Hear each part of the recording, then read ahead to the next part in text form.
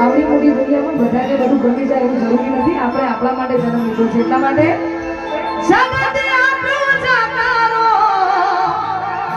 મન તું બની સારો. જગત બોલી